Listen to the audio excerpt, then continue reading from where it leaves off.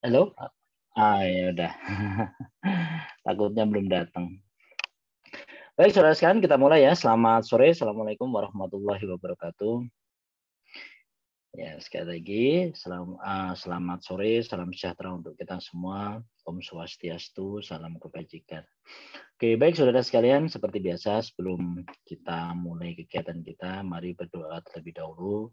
Mudah-mudahan apa yang saudara lakukan ini, apa yang kita lakukan ini bisa bernilai ibadah. Kita selalu diberi kesehatan dan saudara diberi kemudahan dalam menjalani PJJ dan nanti mengerjakan soal UAS ya. Baik, sesuai agama dan keyakinan masing-masing, berdoa saya persilahkan.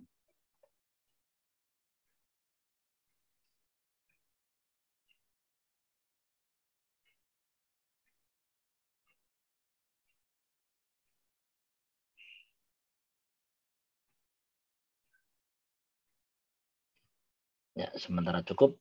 Baik, saudara sekalian, mohon maaf tadi saya sudah sampaikan ya, ternyata jadwal mulai 15.30 itu bersamaan dengan adzan asar, sehingga tadi saya minta untuk sholat asar terlebih dahulu untuk saudara yang beragama Islam. Jadi kita mungkin baru mulai sekarang ya, 15.40-an.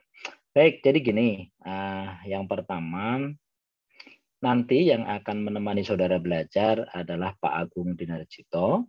Tapi beliau sekarang masih ada acara lain, jadi nanti mungkin baru akan bergabung kira-kira pukul 4 sore atau pukul 16.00. Nah, sambil menunggu beliau hadir gitu ya, silahkan. Barangkali ada yang ingin saudara tanyakan atau diskusikan, ya, silahkan. Kalau tidak ingin keluar suara karena mungkin takut suaranya ketahuan, kalau mau lewat chat boleh gitu ya. Oke. Nah, nanti kalau dengan Pak Agung juga terserah ya, apakah mau bahas soal atau mau menanyakan materi gitu ya. Nah, itu terserah. Baik, ada yang mau ditanyakan mungkin? Barangkali ada yang belum dipahami mengenai materi ini. Ya, mungkin juga sebagai Dusko, ya, saya ingin sampaikan. Yang pertama, kalau untuk soal ujian pasti saudara akan bertanya. Nanti saya gitu ya, kami akan sampaikan gambaran umum soal UAS lewat dosen saudara gitu ya. Tapi secara umum dapat kami sampaikan bahwa ya ini saudara mungkin tidak percaya, tapi sebetulnya faktanya begitu ya. Soalnya lebih mudah ya. Lebih mudah dan lebih sedikit kalau menurut saya sih ya. Lebih mudah, lebih sedikit juga dibandingkan soal tahun sebelumnya. Ya, jadi sekali lagi soalnya ya kami paham saudara itu menjalani PJJ 3 semester dari 4 semester gitu ya. Jadi tentu saja mungkin proses delivery materinya juga tidak seefektif kalau langsung offline ya gitu ya. Jadi soalnya pun disesuaikan gitu ya. Satu yang saya informasikan di sini gitu ya, mungkin buat saudara semuanya. LKK-nya ya untuk kertas kerja penyusunan laporan keuangan konsolidasi sudah lengkap angkanya ya. Sama kayak UTS ya, angkanya sudah lengkap. Jadi tolong jangan mencari-cari saldo lagi. Tapi kan kalau dulu waktu masih offline itu kan saudara ngerjain langsung di kertas kerja tuh di soal ujian. Nah, kalau sekarang nanti takutnya menghabiskan waktu. Nah, maka dari itu kertas kerjanya itu disiapkan sehari sebelumnya. Jadi nanti akan di-share lewat dosen saudara, kertas kerjanya, form kertas kerjanya akan diberikan. Tapi di kertas kerja itu ada beberapa yang memang dikosongi, ya. Ya memang dikosongi ya, karena kalau enggak nanti kok saudara bisa kerjakan sebelum itu gitu ya. Nah, jadi sengaja dikosongi. Nah, tapi pas ujian berlangsung ya, datanya lengkap ya. Jadi tinggal yang kosong itu tinggal diisi dari soal ya. Sekali lagi ya ini saudara dapat ya nanti saya beritahukan juga lewat dosen-dosen saudara gitu ya. Jadi jangan kejadian seperti UTS kemarin ya, soalnya padahal sudah lengkap ya, tapi saudara ini mencari-cari saldonya. Ada mayoritas dari saudara itu masih mencari-cari saldonya gitu. Akhirnya nggak selesai gitu ya. Sekali lagi angkanya sudah lengkap, tidak perlu mencari saldo, ya, tidak perlu mencari saldo, tapi di form yang diberikan sehari sebelumnya memang sengaja ada yang dikosongi, ya. Tapi pas ujian di soal nanti sudah disebutkan lengkap, tinggal disalin saja angkanya, ya. Jadi sekali lagi tips dari saya adalah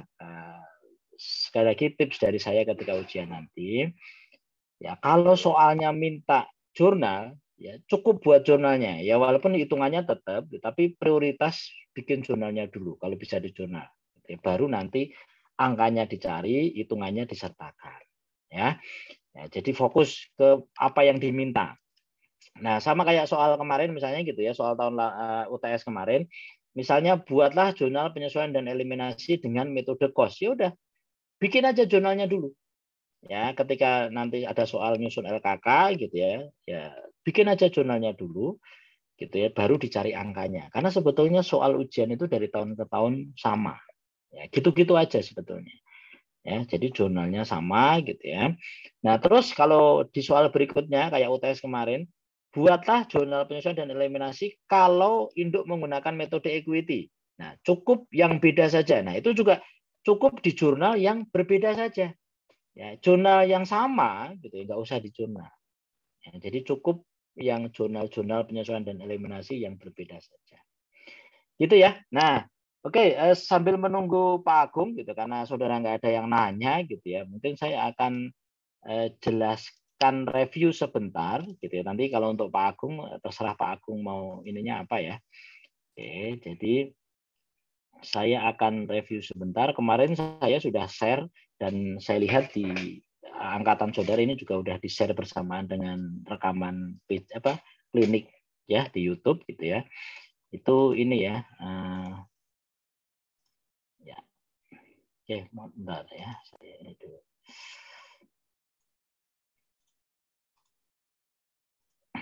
Ya.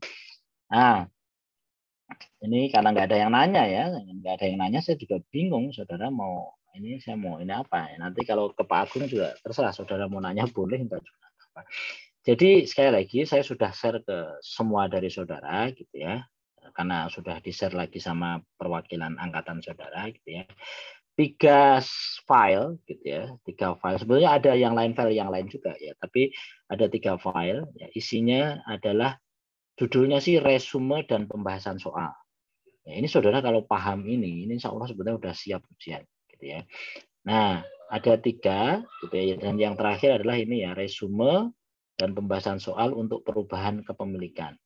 Nah, ini ada interim acquisition, ya, ini ada interim acquisition, ini ada step by step gitu ya, dan ini ada perubahan kepemilikan. Nah, ini sudah saya susun sedemikian rupa gitu ya, sehingga nanti kalau ujian ini bisa dibawa, dan kan ujian open book ya kan. Ya, jadi saudara bisa ngeprint ini atau bawa ini gitu ya untuk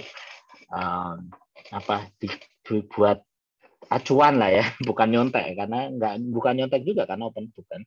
Nah, jadi saudara sekalian ya, induk itu kepemilikannya di anak itu bisa berubah karena beberapa hal gitu ya, karena beberapa hal. Nah, bisa karena induk itu menjual saham anak gitu yang dimilikinya gitu ya, sehingga kalau itu jelas prosentasenya akan jadi turun. Ya, persentase pemilikannya akan jadi turun. Tapi ada 2 kemungkinan. Ya, hilang kendali atau tetap masih punya kendali.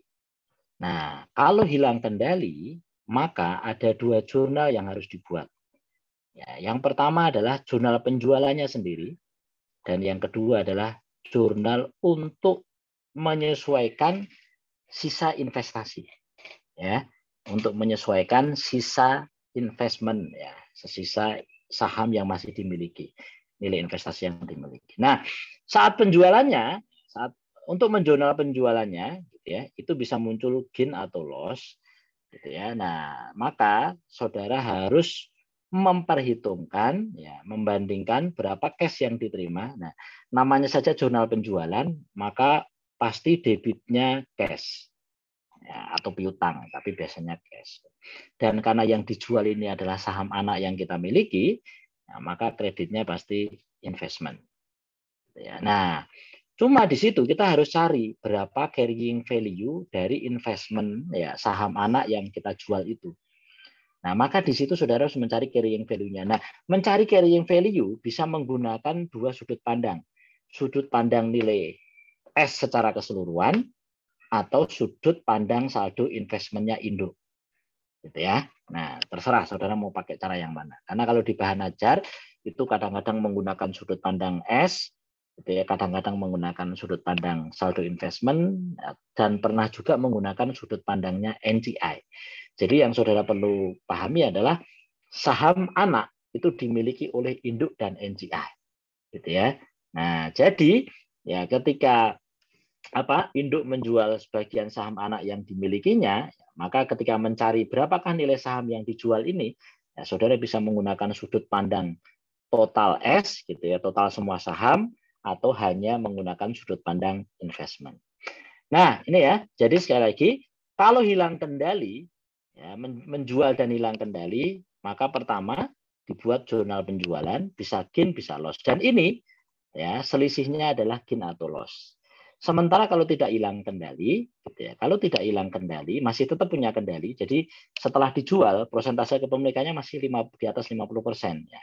Maka ya jurnalnya sama, ya, tapi tidak boleh mengakui gain atau loss.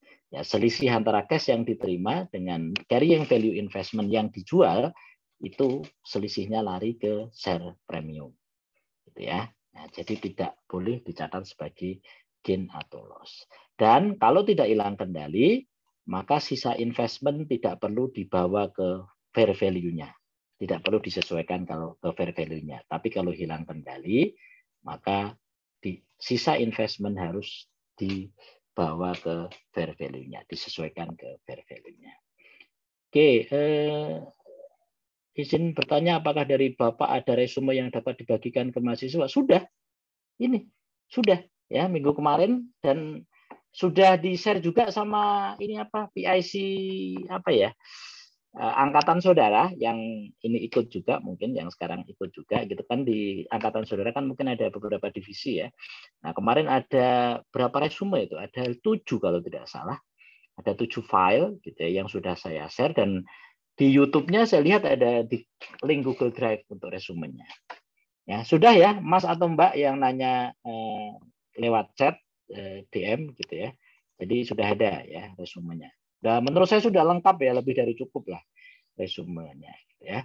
Nah, jadi itu ya. Nah, berikutnya adalah investasi induk di anak ya. Nilai investasi induk di anak bisa berubah ketika ya induk menambah saham anak ya, menambah investasi. Jadi beli lagi. Ya, jadi beli lagi saham anak gitu ya. Nah, ada dua kemungkinan sebetulnya belinya dari NCI gitu ya. Nah, kan saham anak itu kan dimiliki oleh induk dan NCI. Nah, maka kalau induk nambah investasi, beli saham anak lagi, maka kemungkinan yang pertama adalah belinya berarti dari NCI. Nah, kalau belinya dari NCI, ini persentase kepemilikannya pasti jadi bertambah. Tidak mungkin jadi turun. Ya, pasti bertambah. Nah, karena pasti bertambah, maka tidak mungkin hilang kendali. Ya, tidak mungkin hilang kendali. Ini nggak mungkin terjadi. Ya, pasti tetap punya kendali, bahkan lebih kuat kendalinya. Gitu ya. Nah, pasti kendalinya lebih kuat. Nah, ini masuk materi dan insya Allah ya keluar ujian. Ya.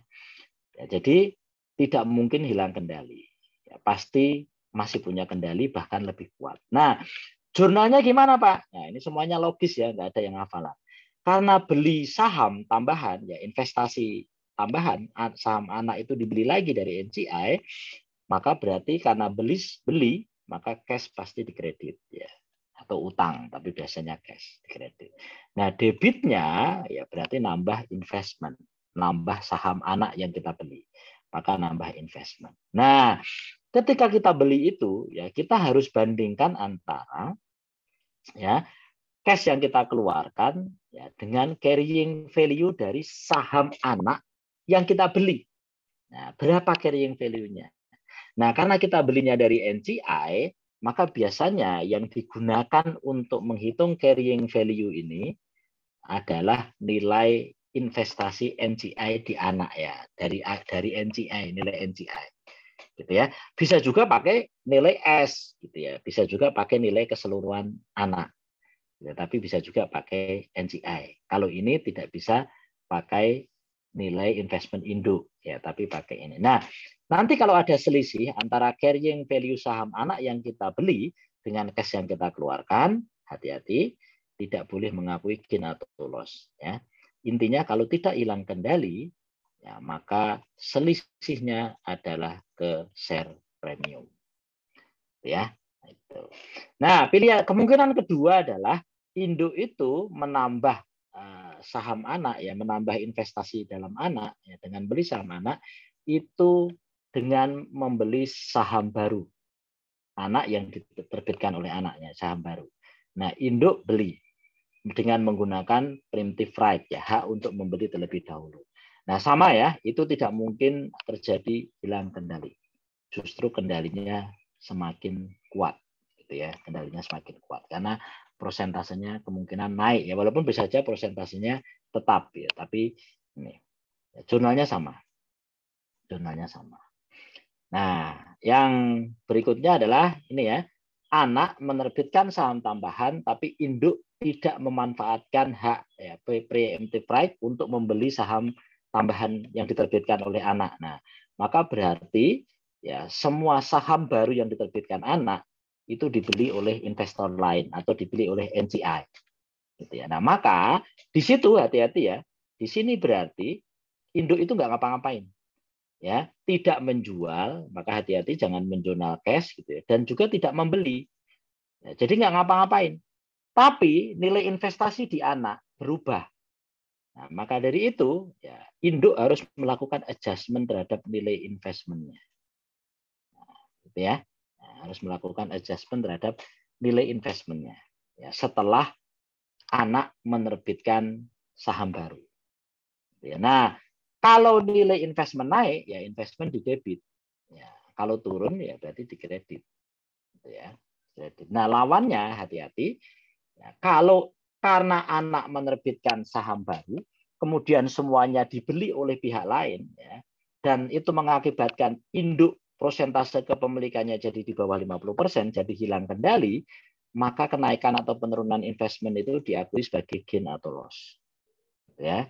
Nah, tapi ya, kalau meskipun prosentase kepemilikannya turun, ya, tapi induk tetap punya kendali, ya, maka kenaikan atau penurunan investment tidak boleh diakui sebagai gain atau loss, ya, tapi ke share premium. Ya, dianggap sebagai transaksi ekuitas biasa. Ini ada yang ngechat. Oke, ini ada pertanyaan ya, sebentar. Bapak akan saya cek. Oke. Oke, izin bertanya Pak, untuk unrealized holding gain, loss, income atau unrealized utility, terima kasih. Maksudnya gimana ya? Agak bingung dengan pertanyaannya saya. Izin bertanya Pak, saya masih bingung dalam memahami cara mengetahui carrying value anak saat pembelian atau penjualan. Cara mudah memahami stepnya gimana ya Pak? Sebentar ya, ini saya cek dulu Mas Pak Agung sudah ini atau belum. Ini yang agak simpel ya. Lihat hilang kendali sama tidaknya gimana ya Pak? Nah, jadi gini sebetulnya ya, kendali atau tidak, punya pengaruh signifikan atau tidak, itu sebenarnya sifatnya kualitatif. Ya, kualitatif. Nah, tapi untuk kepentingan latihan, untuk kepentingan soal, itu sifatnya kuantitatif ya. Jadi gini, pakai prosentase. Ya walaupun sebetulnya nggak pakai prosentase. Jadi kalau kepemilikan di bawah 50%, persentase kepemilikan di bawah 50%, maka berarti hilang kendali. Ya, kan dianggap punya kendali itu kalau kepemilikannya di atas 50%. Itu. Nah, sebetulnya akan lebih bagus kalau di soalnya disebutkan gitu ya. Dan itu mengakibatkan hilang kendali ya. Tapi kalau soalnya tidak disebutkan, sudah jadi kesepakatan bahwa ya kalau persentase di bawah 50%, maka berarti hilang kendali. Tapi kalau persentase kepemilikannya masih di atas 50%, berarti tidak hilang kendali. Ya, jadi itu Ya, jadi itu untuk mengetahui hilang kendali atau tidak. Oke, baik Pak Agung, apakah Pak Agung sudah hadir di sini? Alhamdulillah sudah Pak. Oh ya, oke. Terima kasih Lanjut Pak aja Agung. Pak, nggak apa-apa Pak, lanjut aja. Saya masih Enggak. mendengarkan seperti mahasiswa Bapak waktu saya belajar. Ya enggak lah. Oke. Baik, rekan-rekan sekalian, ya nanti untuk yang tadi gitu, nanti mungkin bisa dijelaskan sama Pak Agung gitu ya. Nanti kalau masih kurang, insya Allah minggu depan kita ada satu klinik lagi yang rencananya akan kita selenggarakan. Jadi tolong dimanfaatkan. Insya Allah ini direkam oleh rekan-rekan saudara juga dan nanti akan diupload di YouTube gitu ya. Sekali lagi, minggu lalu saya sudah share banyak resume pembahasan soal dan sebagainya. Nanti kalau diperlukan gitu ya, kami juga akan buat pembahasan rekaman video pembahasan soal gitu ya untuk diupload di YouTube angkatan saudara. Oke, baik Pak Agung, silahkan ya nanti gampang kalau yang saya masih bisa minggu depan atau mungkin kami buatkan videonya untuk rekan-rekan mahasiswa. Baik, silahkan Pak Agung, terima kasih sudah hadir. Sebenarnya malah saya pengennya duet Pak, kita bareng-bareng. Oke, bismillahirrahmanirrahim. Assalamualaikum warahmatullahi wabarakatuh. Selamat sore teman-teman semua. Izin saya juga double zoom, jadi mungkin sedikit nengok kiri kanan ya. Oke, kemudian tadi sebenarnya sudah bagus banget ya dari Pak Taufik ya. Taufik sudah membuatkan resume, kemudian juga sudah ada video khusus ya. Silakan nanti bisa digunakan. Kemudian di sesi hari ini saya ingin, karena saya tidak membawa apapun ya, saya nggak menyiapkan apapun karena saya baru ingat dikabarin tadi dan saya malah menyiapkan materi untuk kegiatan yang lain. Jadi silakan kalau ada pertanyaan saya akan jawab. Kalau misalnya nggak ada, kita akan coba bahas soal untuk tahun kemarin ya, tahun 2020-2021. Oke, monggo silakan ada pertanyaan. Kalau misalnya nggak mau ngomong, boleh chat di general untuk everyone atau chat pribadi. Nih, kayak ini. Oh, langsung banyak banget ini. Oke, dari seseorang dengan simbol Y dan O ya. Izin bertanya Pak, saya masih bingung dalam memahami cara mengetahui apa ini Pak. Ini CV sama FV, anak saat pembelian atau penjualan. Cara mudah memahami stepnya bagaimana. Oke, kemudian yang kedua, izin bertanya Pak, di kasus tidak hilang kendali, P menjual untuk menghitung TF-nya apa ya? Transfer ke NCA jika diketahui yang dijual dalam lembaran saham. Cara menghitungnya bagaimana ya Pak ya? Lembar saham bagi total lembar saham, dikalikan JV equity sebelum penjualan atau lembar dan sebagainya. Nanti saya sebenarnya mau pakai ini ya, pakai iPad sebentar. Kalau nggak bisa, ya.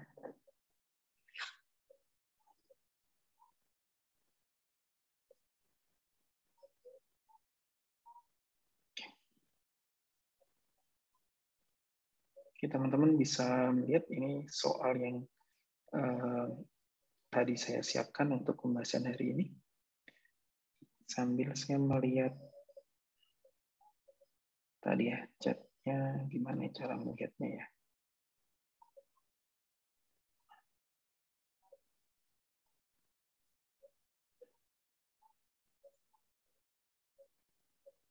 Mengetahui carrying value atau fair value saat pembelian atau penjualan ini materi apa ya? Perubahan kepemilikan.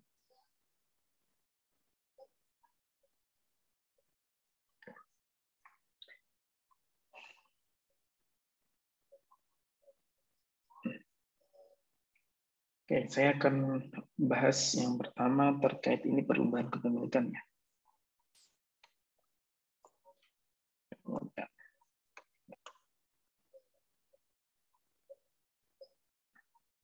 Di perubahan kepemilikan tadi juga bisa disebutkan ada penjualan dan ada pembelian. Saya ambil di sini. Kemudian kalau misalnya penjualan, ada kemungkinan dia akan mengakibatkan adanya loss control, ya, hilang kendali, atau dia tetap retain control. Oke, masih menjaga kontrolnya atau kontrolnya tidak hilang. Pada saat loss control, ya, ini semuanya kalau nanti ada loss control berarti dia akan ada pengakuan gain atau loss. Ini mau pakai cara mana ya? Karena ada kemungkinan saya dan Pak Taufik caranya berbeda, dan saya dengan bukunya Bu Iing juga berbeda. Kenapa? Karena di dalam standar tidak diberikan ketentuan bagaimana menghitung loss control yang sebenarnya, namun hanya ada panduan bahwa apabila hilang kendali maka gain atau loss akan diakui di dalam laporan laba rugi. Kalau di dalam buku, ya, di buku kemudian kalau kemudian kita lihat dari berbagai sumber disebutkan bahwa kalau kita menghitung berapa loss atau gain dari saat penjualan yang hilang kendali itu adalah agregat selisih dari agregat consideration receipt ditambah dengan fair value retain saham, ya, ditambah dengan carrying value dari MCA, kemudian dikurangkan dengan carrying value dari S itu sendiri. Artinya, kita harus bisa menghitung berapa carrying value dari S atau dari anaknya. Jadi saya di sini akan menggunakan S sebagai anak dan P sebagai induk. Semoga saya tidak salah, ya.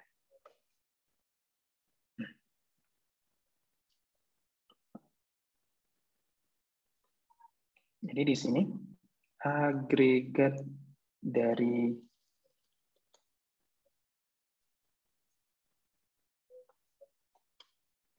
consideration receipt berarti ini adalah berapa yang dijual dikalikan dengan berapa nilai penjualannya.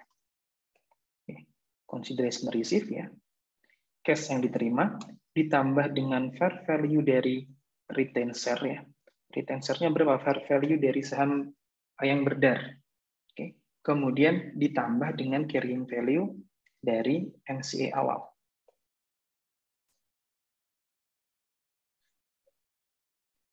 Untuk mengetahui carrying value, ya, carrying value di sini, ya, carrying value di sini berarti kita harus membedakan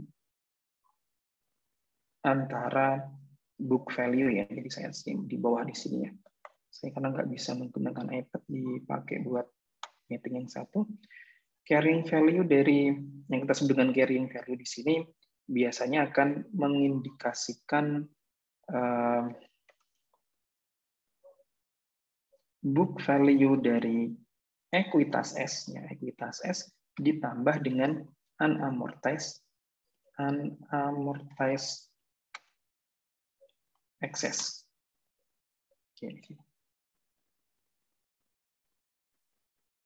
Sehingga kalau misalnya kita mau mencari berapa carrying value dari misalnya MCA, itu akan sama dengan persentase dari MCA dikalikan dengan book value dari S ditambah dengan unamortized excess. Ya, nanti plus minus dengan apabila ada gain atau unrealized gain atau unrealized loss, gain atau loss dari intercompany transaction. Jadi di sini saya menggunakan angka di sini, ya, angka di sini pakai simbol di sini. Ini saya mengindikasikan bahwa dianggap tidak ada gain atau loss ataupun unrealized gain atau loss pasti akan generalisasi. Jadi kalau misalnya masih ada unrealized, berarti nanti apakah harus ditambah, harus dikurang, ya, seperti yang ada di tempatnya Pak Taufik tadi, ya, yang di resume itu ada rumusnya. Jadi di sini kita sebut dengan carrying value. Kalau misalnya fair value, ini kan carrying value. Jadi teman-teman sudah tahu, ya, carrying value dari anak, ya, misalnya book value S ditambah dengan unamortized excess. Book value ekuitas berarti, ya, jumlah dari semua common stock, kemudian ada paid-in capital ditambah dengan saldo laba atau retained earning. Jangan sampai lupa kalau misalnya di dalam soal ekuitas dari S itu terdiri tidak hanya common stock dan RE, ada paid-in capital, maka dihitung juga untuk menentukan atau mengeliminasi berapa ekuitas dari S.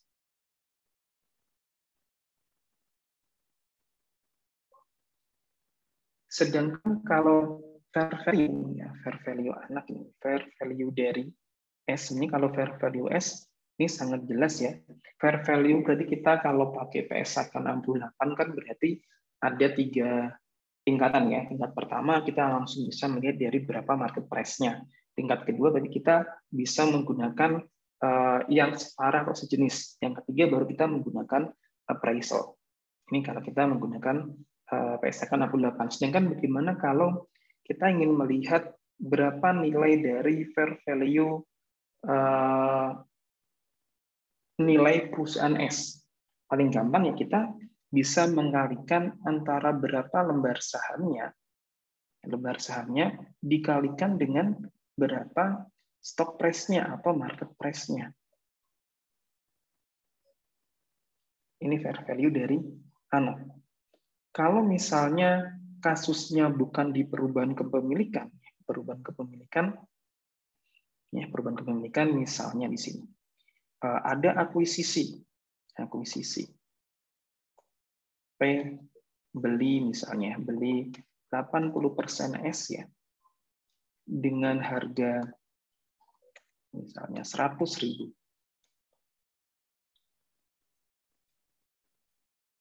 Yang dimaksud dengan fair value dari S itu akan sama dengan implied value selama tidak diketahui berapa fair value NCA. Jadi ini pakai implied value apabila tidak diketahui nilai fair value NCA-nya. Kemudian kalau misalnya kondisinya adalah akuisisi, sama ya, P beli 80% dari S dengan harga 100.000 ya, 100.000. Kemudian diketahui fair value dari NCA adalah misalnya berapa ya? 30.000. Maka fair value dari S di sini ini akan sama, kembali ya. Fair value dari S di sini ini akan sama dengan nilai perusahaan. Ya, di mana nilainya adalah berapa consideration transfernya. Consideration transfer itu berapa yang dibayarkan oleh P kepada S ditambah dengan fair value dari NCA. Tadi kalau di sini nanti 100.000 ditambah dengan ya di sini ada 130.000. Kalau di atas ini tinggal 100.000 dibagi dengan 0,8 ketemu 125.000. Ini untuk menjawab yang pertanyaan nomor 1. Memahami cara mengetahui carrying value atau fair value anak saat pembelian dan penjualan. Kalau mencari carrying value, tadi berarti kita harus bisa menghitung berapa carrying value. Kalau kita mau mengetahui carrying value dari anak, berarti carrying value dari S, kita harus bisa menghitung berapa book value ekuitas S dan berapa unamortized excess-nya. Sedangkan kalau fair value-nya, biasanya kita akan bisa melihat dari berapa jumlah lembar saham dikalikan dengan market price. Oke, ini clear ya. Kemudian pertanyaan yang kedua, di kasus tidak hilang kendali, ya P menjual, untuk menghitung TF ya, TF, saya nggak tahu nih, transfer ke NCA ya kemungkinan ya di sini. Jika di soal diketahui yang dijual dalam lembaran saham, cara menghitungnya bagaimana? Lembar saham. Oke,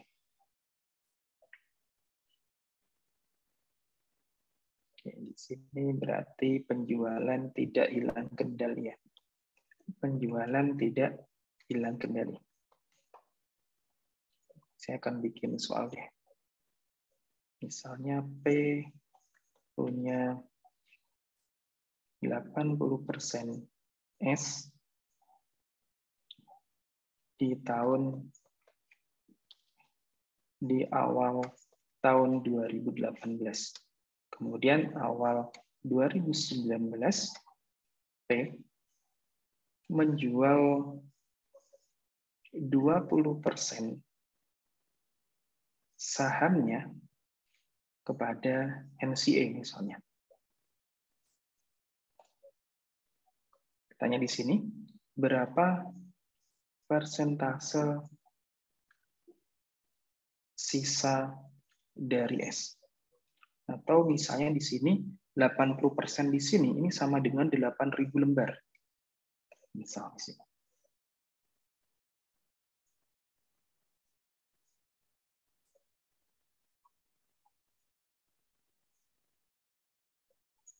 Pada saat di awal 2018 ya, di awal 2018 diketahui bahwa P dia punya 88.000 lembar atau setara dengan 80%. Kemudian di awal 2019 P jual 20%-nya. 20%-nya apakah sisanya nanti 60% atau berapa di sini? Kita harus melihat soalnya dengan jeli. Di sini P menjual 20% saham ini, saham dia 8.000 lembar di sini, 20%-nya dijual. Berarti 20%-nya yang dijual adalah 0,2 dikalikan dengan 8.000. Atau di sini yang dijual ya dari keseluruhan S itu yang dijual adalah sebesar 0,2 dikalikan dengan 80%. Sebentar. Sehingga sisanya adalah menjadi 6.400 atau 64%.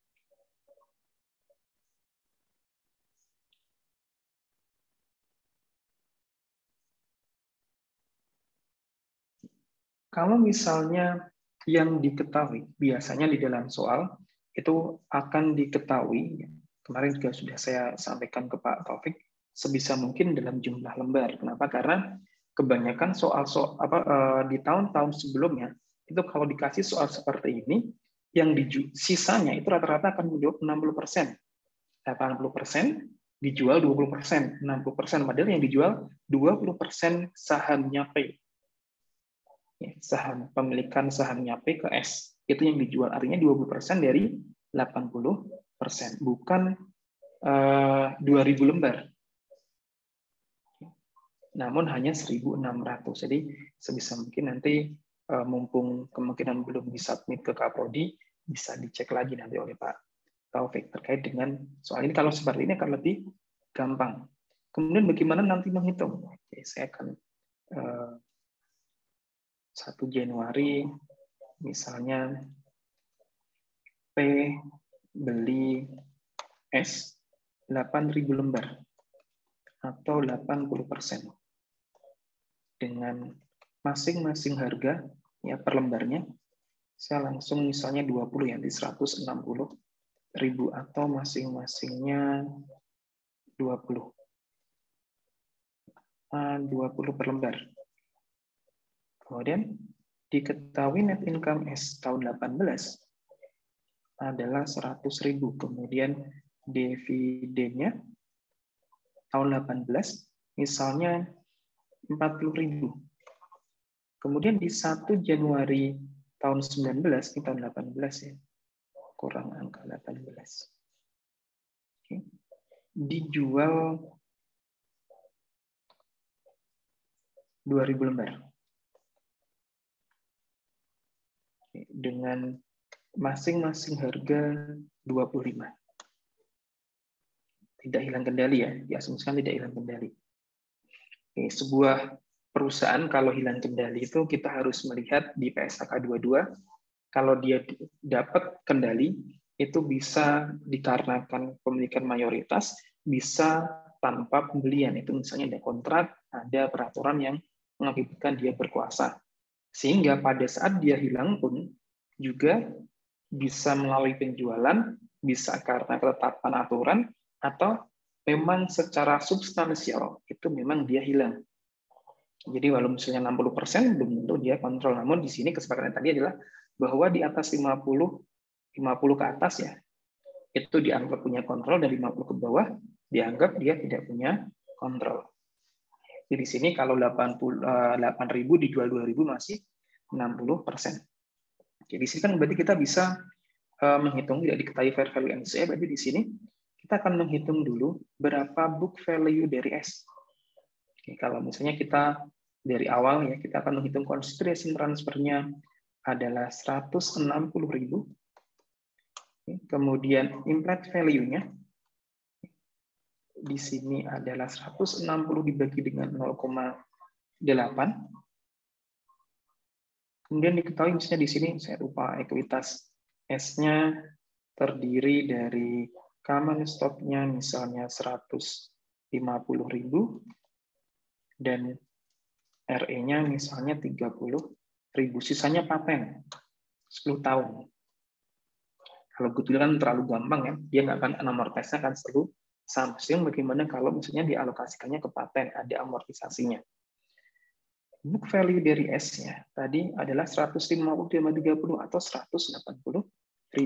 Sisanya, berarti eksesnya di sini ya, eksesnya yang dialokasikan ke paten adalah sebesar 200 dikurangkan dengan 180.000. Sehingga amortisasi per tahunnya akan menjadi 2.000 dibagi 10 tahun. Misalnya setiap amortisasi patennya masa manfaatnya adalah 10 tahun. Kemudian kita harus mencari dulu book value S pada 1 Januari 2019 atau 31 Desember 2018. Diketahui book value S, ekuitas S pada 1 Januari tahun 18 adalah 180, ditambah dengan net income S-nya adalah 100.000, dikurangkan dengan dividen adalah sebesar 40.000. Sehingga book value ekuitas dari S pada akhir tahun atau awal 2019 240. Kemudian kalau ditanya berapa carrying value tadi kalau ngikutin carrying value dari S, tadi kan book value dari S-nya adalah 240, kita hitung unamortized excess-nya. Saya singkat. Unamortized excess-nya berarti 20.000 dikurangi amortisasi tahun 2018. Sehingga totalnya carrying value-nya adalah ini. Kemudian dijual, ini carrying value S ya. Carrying value dari S. Kemudian di sini, kalau misalnya dia dijual 2.000 lembar, 2.000 lembar, kita bisa melihat apakah kita ngitungnya dari carrying value investment in S atau kita menghitungnya dari nilai carrying value dari S. Jadi kalau di sini saya coba pakai carrying value S, ini carrying value S-nya. Berarti kalau kita carrying value S, kita akan ngitung yang dijual di sini, ini adalah hanya 1.600. Artinya yang dijual itu hanya sebesar 16%. Berarti kalau kita hitung di sini, consideration receipt atau cash yang diterima adalah 25 per lembar ya, 25 dikalikan dengan 1.600.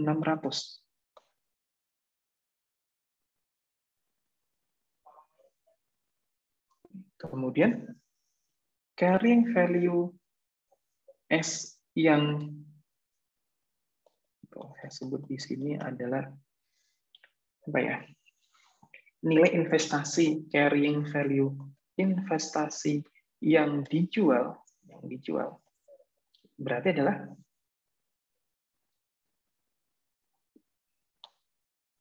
16%, tadi 16%-nya di atas ya, dikalikan dengan nilai carrying value dari S. Ya, di sini menerima cash-nya 40.000, namun investasinya yang dijual sebesar 412.000.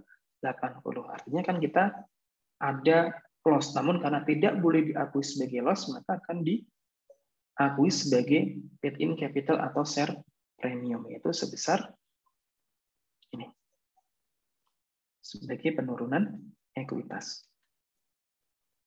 Yang kita jurnal di sini di bukunya P, yaitu cash invest in S.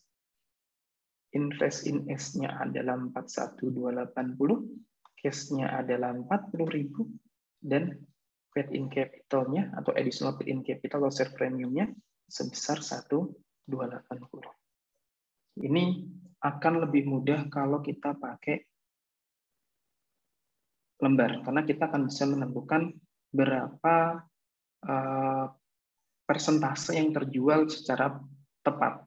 Kalau nanti teman-teman menggunakan angka 20% di sini, ini 20% dari investasinya P, maka teman-teman harus mencari berapa nilai investasi carrying value investment in S. Sebelum dia dijual, berarti di sini adalah 80% dikalikan dengan carrying value dari S. Atau book value S ditambah dengan unamortized excess. Di sini 0,08 dikalikan dengan 258. Kemudian consideration receipt-nya ini saya ambil. Kemudian carrying value invest yang dijual, cara yang kedua di sini, yang jelas 0,2-nya, 0,2 dikalikan dengan 206 di sini.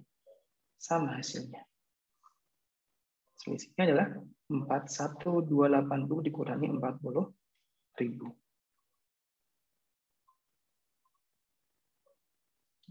Jadi untuk pertanyaan, nggak ada namanya ya, tadi titik ya, namanya titik, itu kita harus melihat soalnya dan cara menjawabnya pun kita bisa pakai dua, bisa dari seluruh carrying value dari S dan atau di sini kita menghitung carrying value investment in S-nya.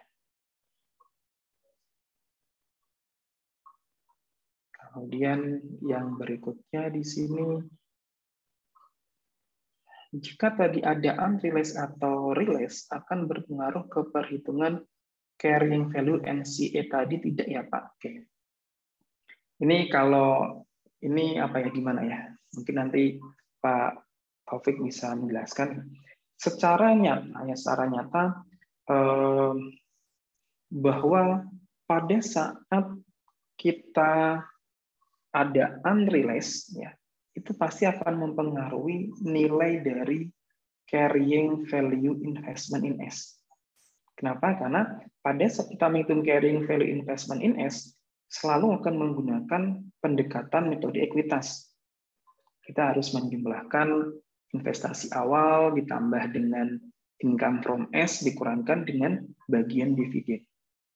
Pada saat kita menghitung income from S, ya income from S, dia akan selalu dipengaruhi, ya, di-adjust dengan realized dan unrealized. Itu yang pertama. Kemudian yang kedua, ini yang pertama tadi. Kemudian dalam praktik, karena biasanya nilai realized dan unrealized itu tidak signifikan, maka biasanya langsung tidak diperhitungkan dalam menghitung berapa carrying value investment in S yang aslinya. Artinya, kita tinggal mengalihkan persentase dikalikan dengan carrying value S, tanpa plus minus dengan realized dan unrealized. Nah, ini tapi tadi ya, kalau nyatanya, kalau kita dalam belajar, kita harus plus minus terkait dengan realized dan unrealized. Jalannya seperti ini. Oke, misalnya di sini apa ya? 1 Januari 18. P, akuisisi S ya, akuisisi dengan 100.000 langsung. Kemudian ekuitas S terdiri dari common stock-nya 80.000 dan RE-nya 20.000. Sisanya ke paten. Jadi di sini saya langsung hitung dulu. Walaupun saya sudah tahu ya, konsumsi transfer di sini pasti nanti 100.000, template value-nya 125 ya. Oke. Kemudian book value S-nya adalah 100. Berarti ada ekses sebesar 25.000. Kemudian misalnya selama 2018 ada unrealized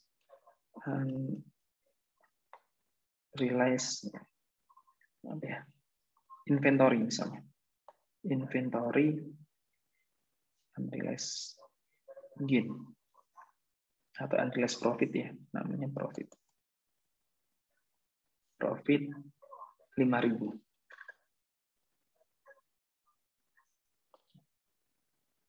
Kemudian net income S-nya 100.000 dan dividennya adalah 40.000. Kalau kita pakai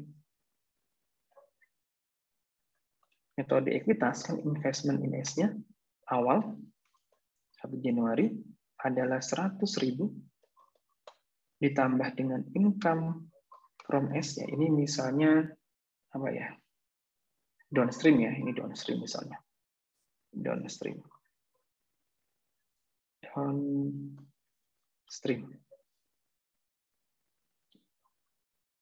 Berarti kan 0,8 dikalikan dengan net income S-nya adalah 100.000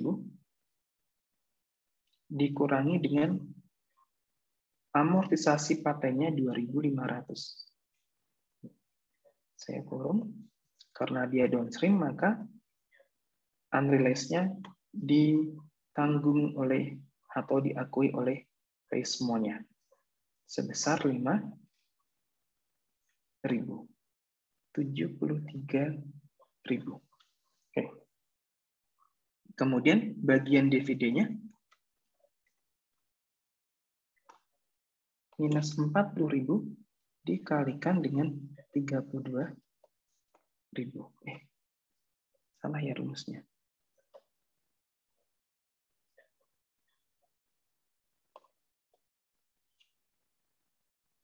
Langsung saja ya, 40% dikali 40.000 dikalikan 0,8, 32.000. Sehingga nilai investment in S ending 2018 jumlah 141.000. Oke, kemudian kita coba hitung book value dari S pada 31 Desember atau pada 1 Januari ya. 31 Desember ya.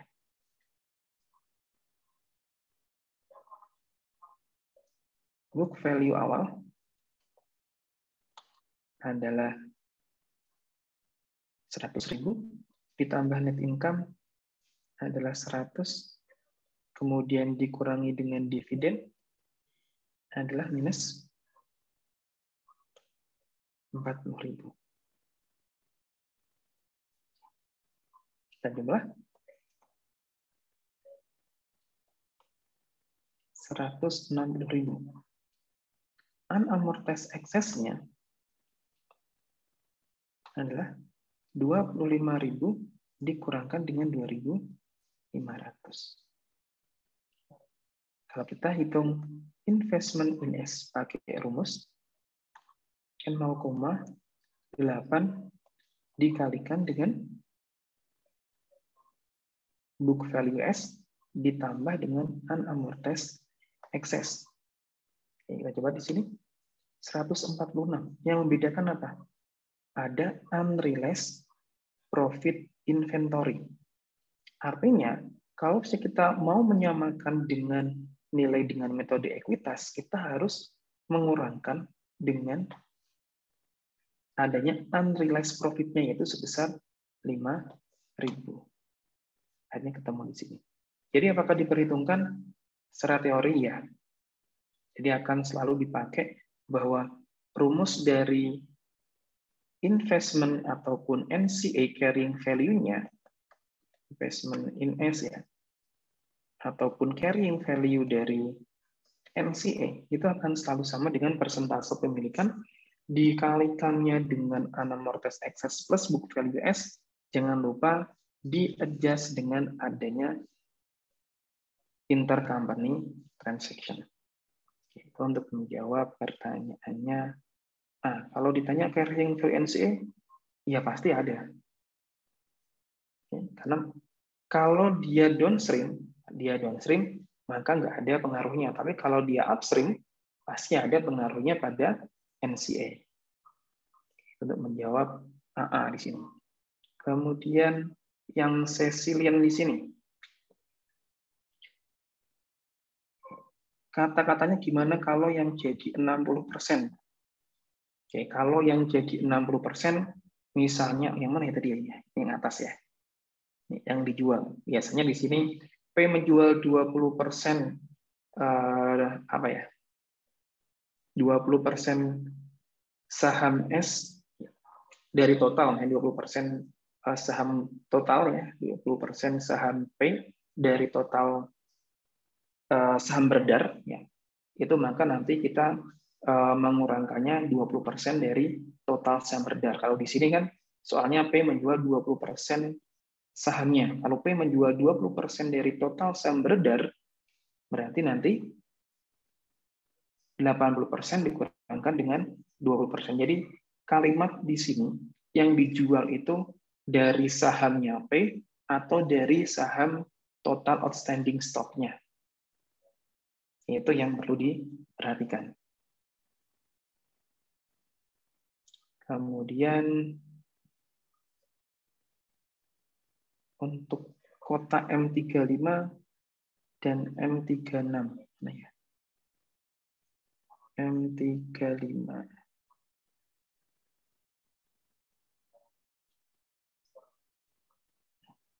Nih, ini yang M35 di sini adalah constitutional risk itu adalah berapa cash yang diterima, karena kan dia jual.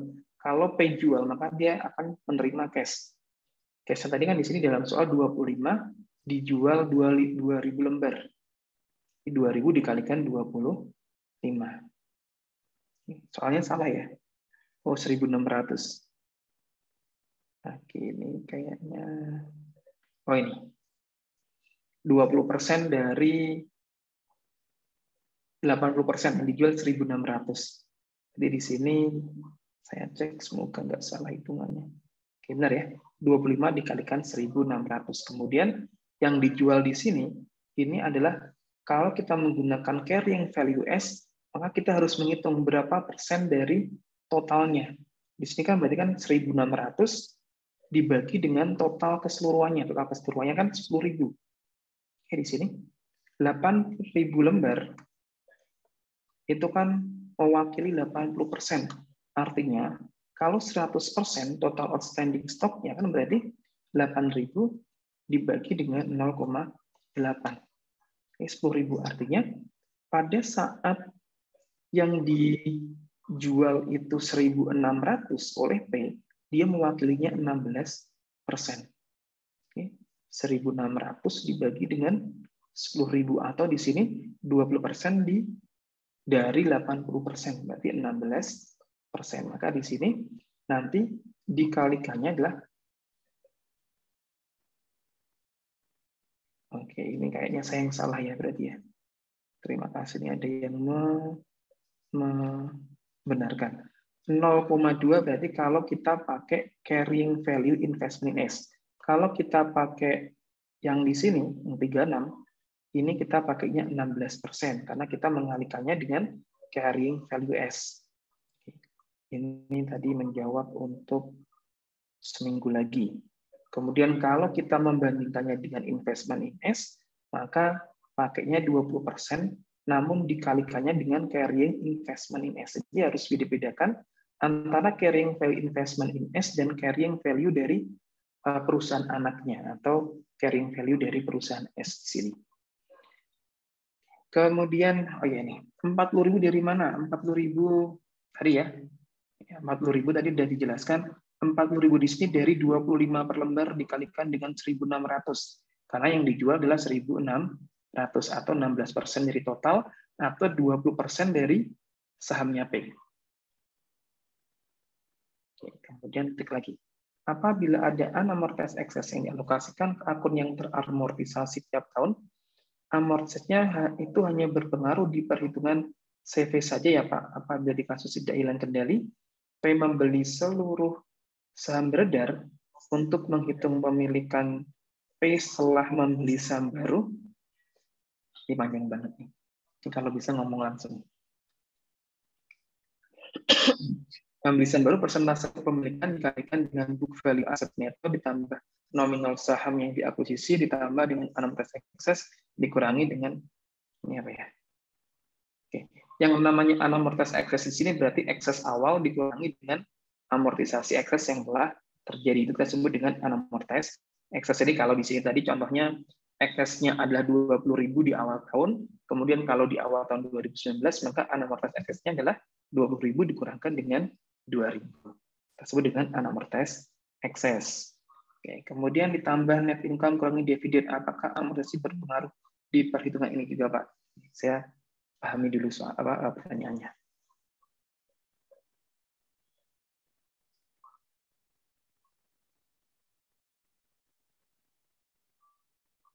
Di kasus tidak hilang kendali, P membeli seluruh saham beredar. Ini maksudnya saham baru ya?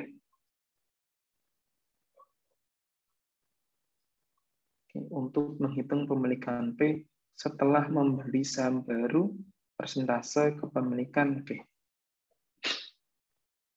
Pada saat dia tidak hilang kendali, maka ekses itu nggak akan pernah berubah. Artinya tidak akan kita hitung ulang lagi. Artinya misalnya kalau tadi eksesnya 20.000, maka nanti unamortized eksesnya jadi 18.000.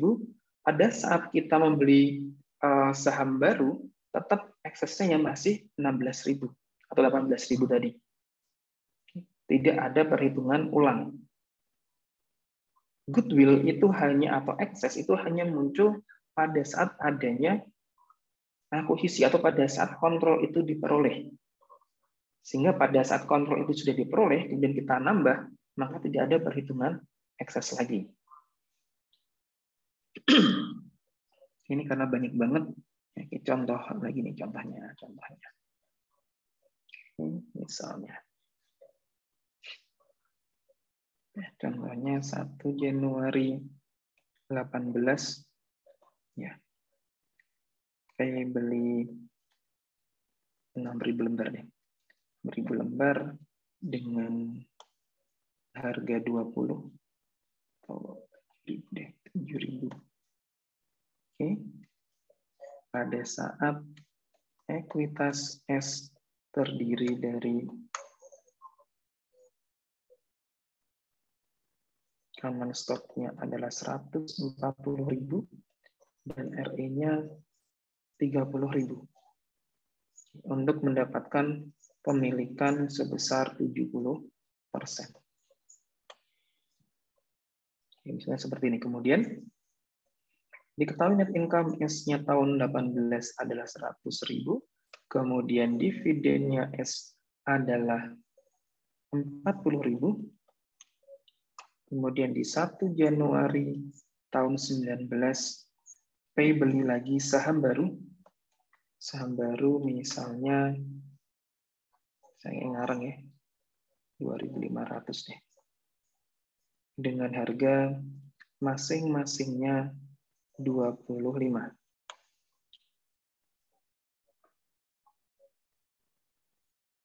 Sisanya apabila ada ekses dipatan ya tadi yang diamortisasi. Kalau seperti ini, ya, di 1 Januari 19, kita harus menghitung dulu berapa carrying value dari S sebelum right issue dan carrying value dari S setelah right issue. Kenapa digunakan untuk menghitung berapa nilai investment in S sebelum dan setelah adanya right issue. Selisihnya nanti baru kita bandingkan dengan berapa consideration yang harus kita bayarkan. Oke, nah di sini ada consideration transfernya adalah sebesar 140.000 ya. Kemudian implied value-nya adalah dibagi dengan 0,7. Kemudian saya langsung book value dari S-nya 170.000. Berarti ada paten sebesar 30.000 atau masing-masing amortisasi per tahun sebesar 3.000. Kemudian book value dari S pada 1 Januari tahun 18 adalah 170 ditambah net income dikurangi dividen. Langsung di sini adalah 100.000. Di sini 40.000. Nah, di sini kita akan bisa menghitung kurang sama dengan sebesar 230. Kemudian di 1 Januari tahun 19, payable sum ini berarti adalah book value dari S sebelum right issue, saya kasih RI. Sebelum ada penerbitan saham baru. Kemudian kalau kita menghitung book value setelah ada right issue, ya sebelum RI, adalah 230 ditambah dengan adanya right issue-nya. Right issue-nya adalah sebesar 2.500 dikalikan dengan 25. Artinya ada penambahan ekuitas sebesar 62.500, totalnya menjadi 292.500. Ini adalah book value S setelah RI. Unamortized excess-nya adalah sebesar 30 dikurangkan dengan 3.000. Sehingga carrying value dari S sebelum right issue adalah 230 ditambah dengan 27.000 dan carrying value S setelah RI adalah sebesar 29 ditambah dengan 27.000. Kalau kita lihat di sini, amortisasi dia akan berpengaruh untuk menghitung berapa carrying value-nya. Di sini kan kita akan bisa menghitung persentase awalnya adalah 70%, ya 7.000 dibagi dengan 10.000. 7.000 lembar, 70% berarti kan totalnya adalah 10.000 lembar. Kemudian menerbitkan 2.500, artinya persentase P yang baru adalah 7.000 lembar ditambah dengan 2.500 dibagi dengan totalnya jadi 12.500. Ini berapa persentasenya? 76. Jadi di sini tinggal kita kalikan. Oke. Untuk menghitung berapa nilai investment in S setelah dan sebelum ini investment in S. Sehingga akan ada kenaikan investment in S-nya adalah sebesar ini. Ini kenaikannya. Yang dibayar oleh P itu sebesar 62.500. Kita lihat kenaikannya 62, dibayarnya hanya 62.500. Berarti kan di sini untung kan? Namun karena dia tidak boleh mengakui gain atau loss, maka diakui sebagai kenaikan ekuitas. Akan catat investment in S, kemudian cash. Jadi di sini ada nanti additional paid in capital. Tinggal kita jumlahkan di sini. Kemudian di sininya 62.500. Di sininya adalah 420. Oke ya, jadi dijawab ya.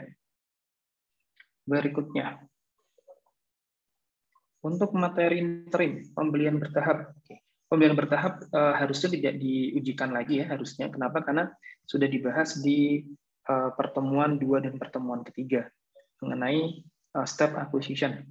Oke, kemudian apakah ada perbedaan metode cost dan equity atau perbedaannya hanya saat jurnal eliminasi untuk interim acquisition? Oke, berarti di sini saya fokus yang interim acquisition saja ya. Bedanya antara cost dan equity tidak ada beda. Kalau ditanya cara ngitungnya nggak ada bedanya, yang berbeda hanya di jurnal eliminasi.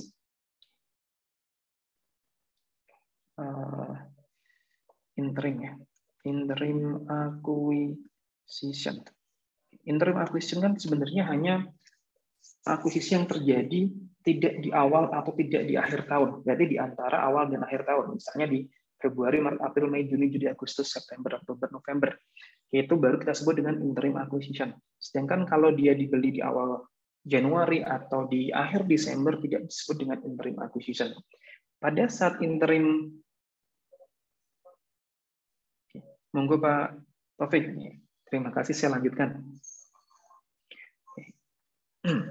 Untuk metode cost atau metode equity, bedanya itu hanya di bukunya P. Bukunya P kalau pakai metode equity kan berarti mencatatnya investment in S, kemudian pada cash, kemudian pada saat ada bagian net income, nyatat income from S, ya investment pada income from S, pada saat ada dividen, nyatat cash pada dividen, pada investment in S. Sedangkan kalau di metode cost, berarti kan kita hanya mencatat investment in S di bukunya P dan cash pada dividend income. Tidak pernah ada perbedaan dengan yang sudah kita pelajari. Bedanya hanya di jurnal eliminasi.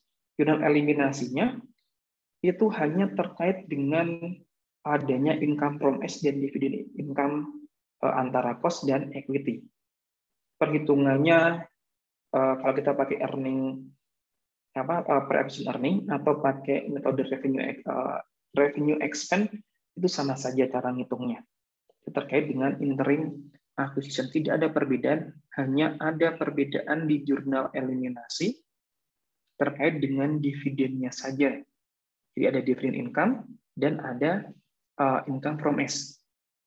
Hanya di tahun pertama, tahun kedua tadi nanti bedanya ada yang update investment in S. Sama, jadi sama dengan yang kita pelajari di yang bukan interim acquisition yang dijual atau dibeli di awal tahun terkait dengan interim. Kemudian berikutnya, oke. Itu kenapa dijual 2000 lembar? Jawabannya sama kayak yang 1600. Ada kemungkinan saya selangi teman-teman, kita cek lagi ya. Oke, ini yang mana yang 2000 lembar? Yang saya jual 2000 lembar. Oke, mana yang saya jual 2000 lembar?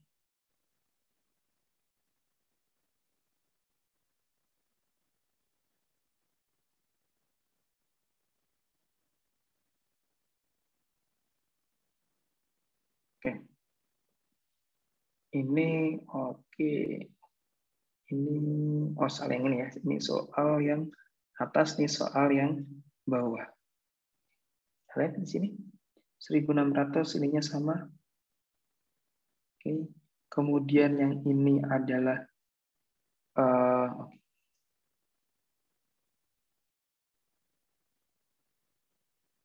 ini sudah saya jawab belum ya? Yang ini ya. Ini kalau nggak salah saya masih menjawab menggunakan yang angka ini yang pertama ya, 40. Oke, ini 20. Yang 2000 mana yang 2000? Oke, ini yang 2000 belum dijawab, Mas.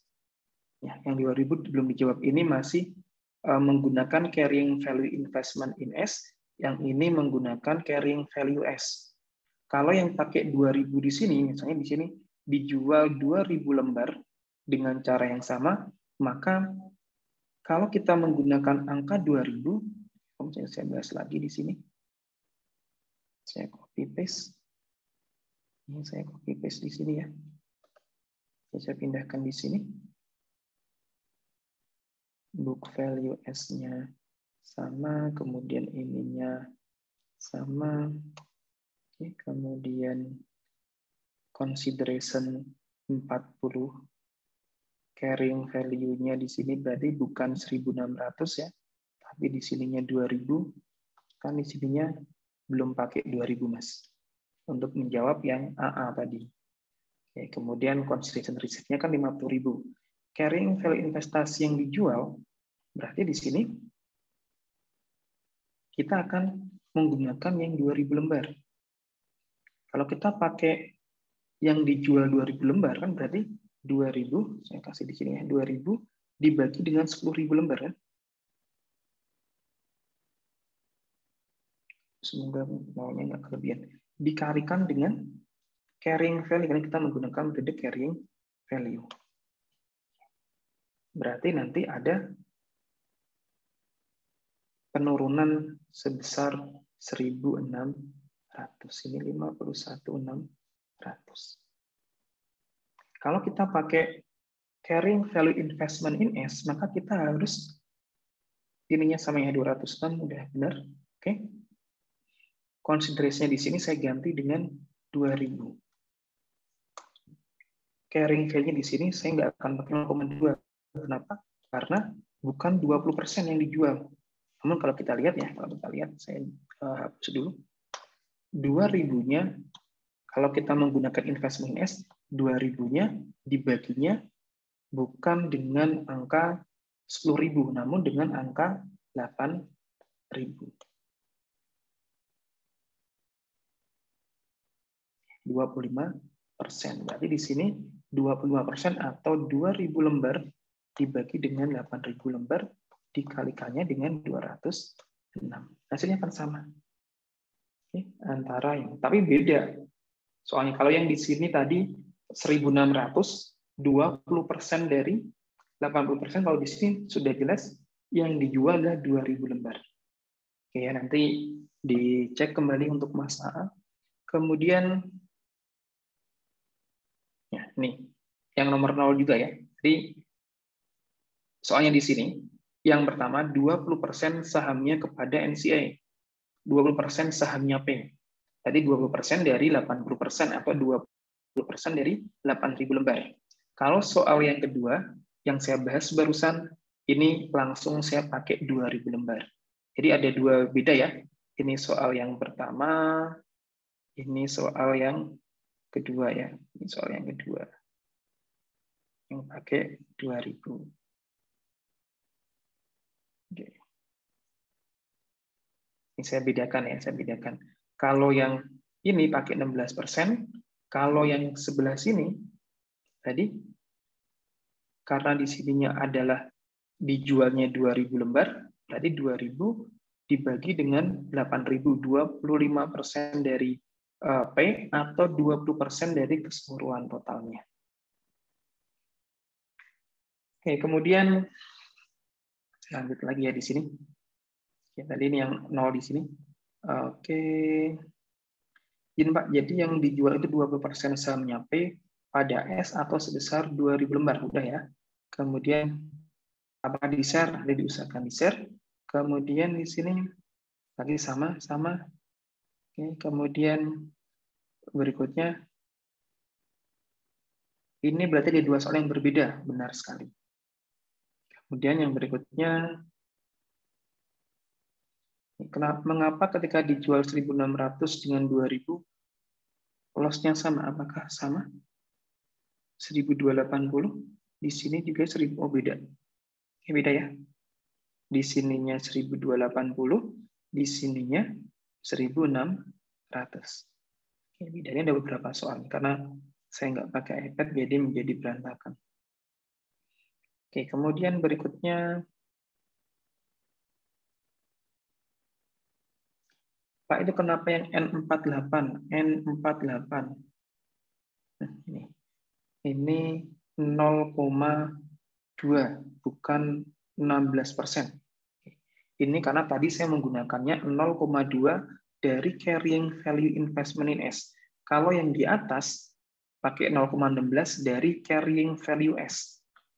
Jadi yang di atas ini adalah nilai book value dari S, dari perusahaan anak. Kalau yang di atas, kalau yang di bawah, ini adalah carrying value dari investment di S. Oke. Sip. Ada lagi, silakan. Sudah terjawab semua. Mau ngomong juga boleh. Oke, nanti kalau ini kan sheet-nya sudah ada soal di sini. Ada beberapa soal, ini adalah soal tahun-tahun sebelumnya, tapi belum sempat. Ada yang belum masuk ya. Ada yang belum masuk. Mungkin ini soal-soalnya nanti teman-teman bisa dikerjakan. Kita tanya, silakan.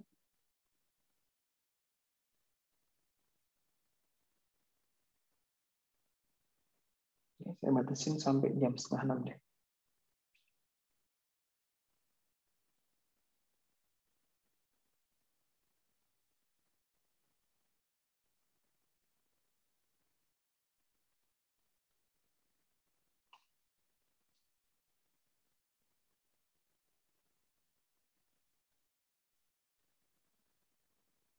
Saya kalau tanya lagi.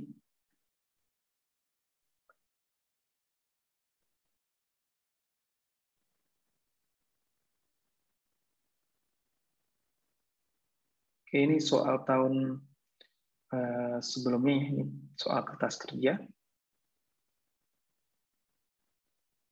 Mungkin teman-teman juga tadi sudah disampaikan oleh Pak Taufik, apakah nanti dari inventory atau hanya fixed asset, depreciable, non-depreciable, dan bond, nanti silakan tetap diusahakan untuk belajar dari inventory.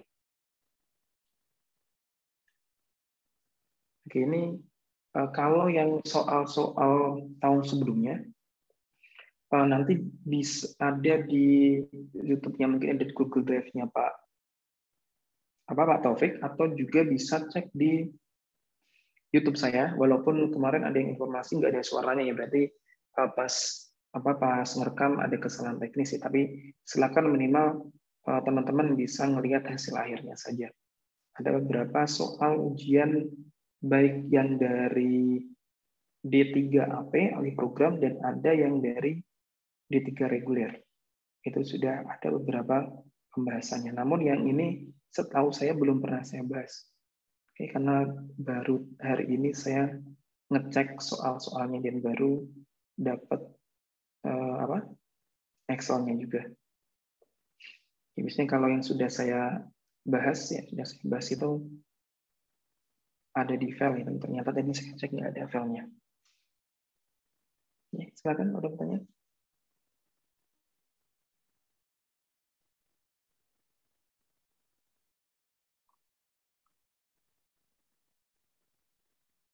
Oke, untuk Excel ya nanti saya share ya, saya share di grup ini, di Zoom ini. Silakan kalau ada pertanyaan, nggak usah khawatir, akan saya share.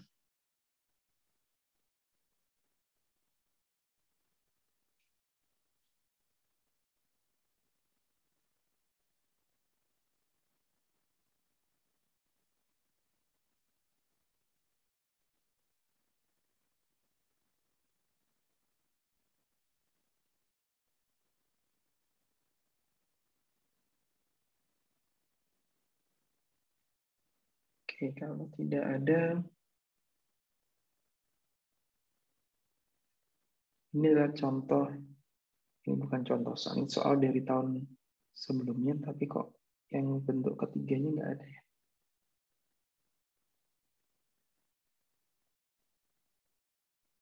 Oke.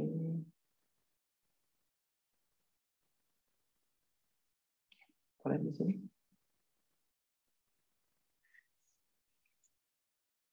Saya nggak tahu apakah ada kelas yang sudah membahasnya. Kalau ada yang sudah membahas nanti bisa melihat. Di sini PT Prima beli 7.500 lembar saham PT Surya pada 2 Januari 19 300.000 saat ekuitas S terdiri dari capital stoknya 300, RE-nya 60.000, selisihnya dialokasikan ke paten 10 tahun, kemudian selama 2019 memperoleh net income dan bayar 60.000. Kemudian di sini 1 Juli PT Prima menjual 1.500. Kalau ini clear ya. Oke, soalnya kemudian 1 Oktober PT Surya menjual peralatan PT Prima seharga 24.000. 1 Desember PT Prima menjual tanah. Kemudian PT Surya memperoleh net income 170.000 dan membayar dividen. Kita lihat di sini.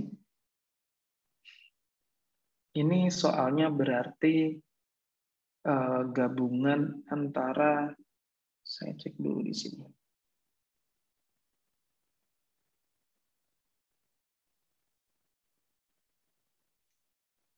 Gabungan dengan interim ya. Kita lihat dulu.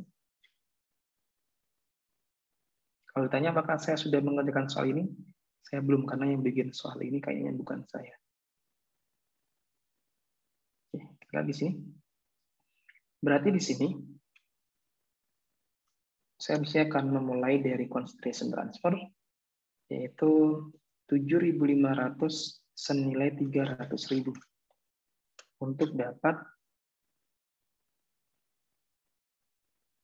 memilikan 75% di sini. Sehingga di sini tidak diketahui fair value NCA-nya ya. Maka saya akan menghitung pakai implied value. Implied value-nya 300 dibagi dengan 75.000. Kemudian book value dari S-nya. Di sini kita lihat ada capital stock-nya 300 dan ada return earning-nya 60.000. Sehingga totalnya 360.000. Dialokasikan ke paten. Berarti ada 40.000. Amortisasi per tahunnya dibagi dengan 10.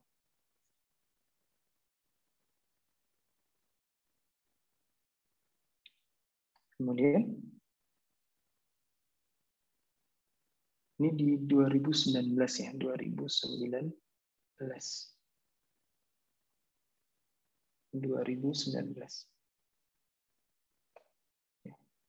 Kemudian di 2020, 1 Juli PT Prima menjual 1.500 saham PT Surya ke bursa 95.000. Kita cek apakah ada transaksi sebelum 1 Juli. Tidak ada ya di sini. Kemudian kita cek, ini soalnya jadi 1 ya. Oke, sebentar, saya pindahkan.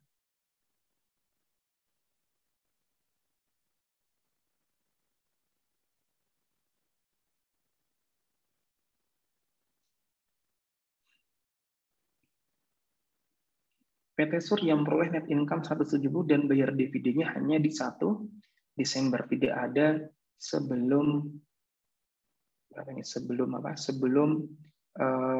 Juli. Berarti di sini saya akan menghitung book value dari S, ya book value S sampai dengan penjualan di 1 Juli. Jadi kita mulai dulu. Book value S di 1 Januari 19 diketahuinya adalah 360 ya. Kemudian ada net income-nya 19 sebesar 140.000. Kemudian dividennya adalah 60.000.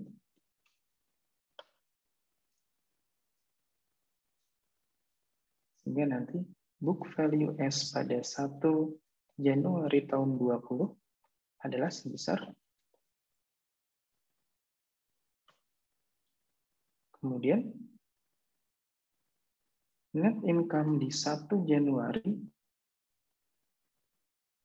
sampai dengan 1 Juli tahun 20. Berarti di sini 6 bulan ya. 6/12 dikalikan net income-nya 170.000. Tidak ada dividen. Oke, tidak ada dividen. Maka kita akan bisa menghitung book value dari S pada 1 Juli 2020. Yaitu sebesar, nanti dicek lagi hitungannya ya. Karena ini buru-buru, jadi ada kemungkinan kurang teliti. Kemudian berikutnya, di 1 Oktober, PT Surya menjual peralatan ke PT Prima seharga 24.000. Nilai buku peralatannya 15.000 dan akan digunakan 3 tahun. Saya akan tulis transaksi apa di sini? Upstream equipment di 1 Oktober.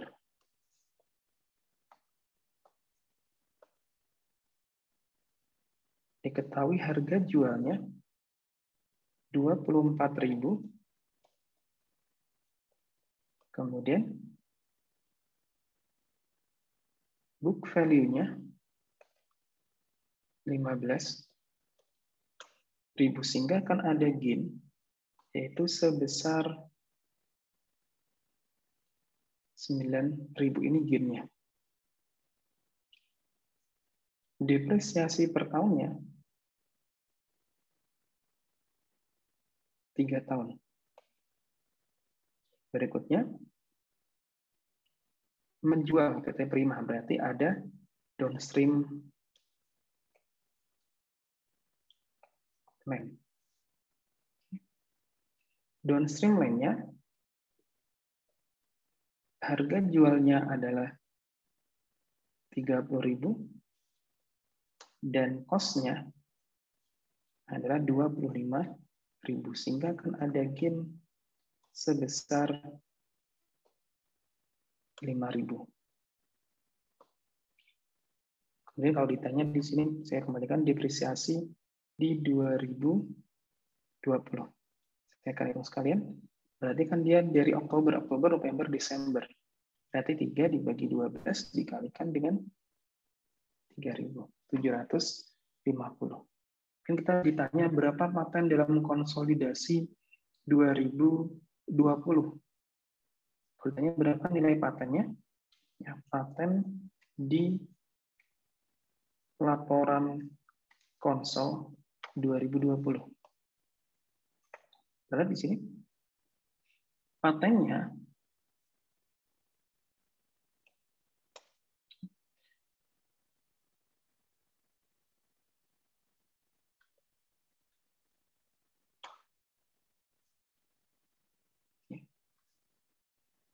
adalah tetap sebesar 40.000 dikurangi amortisasi di tahun 2019 dikurangkan dengan amortisasi 2020. Dikonsolidasi nilai patennya. Nilai paten kan dia tidak akan berubah ya. Artinya tidak akan dipengaruhi oleh pemilikan PKS. Kalau P-nya kurang, patennya tetap akan sama. Kayaknya ditanya patennya, kecuali kalau ditanya berapa pengaruhnya paten ke NCA, pengaruhnya itu baru akan berbeda. Jadi di sini, untuk yang pertama paten dalam laporan konsolidasi 2020, di sini nilainya tetap 32.000.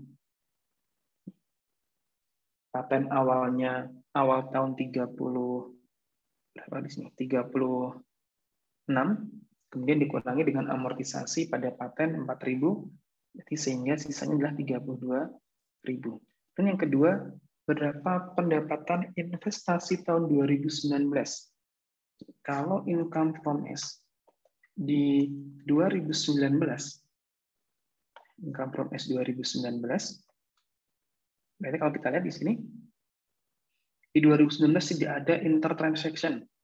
Berarti akan clear bahwa mencatat income from S-nya sebesar 75% dikalikan dengan net income S dikurangkan dengan amortisasi paten. Nanti dihitung sendiri. Sedangkan di income from S di 2020, kita harus paham bahwa mulai 1 Juli persentase P itu sudah berubah, yaitu yang awalnya dia punya 7.500, kemudian dia jual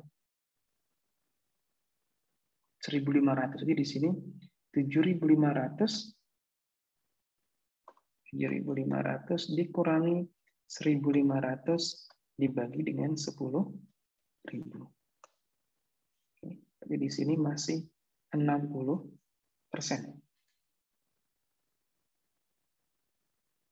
Maka nanti waktu kita ngitung income from S-nya akan dibagi dua. Yang pertama, income from S dari 1 Januari, income from S dari 1 Januari sampai dengan 1 Juli, dan income from S dari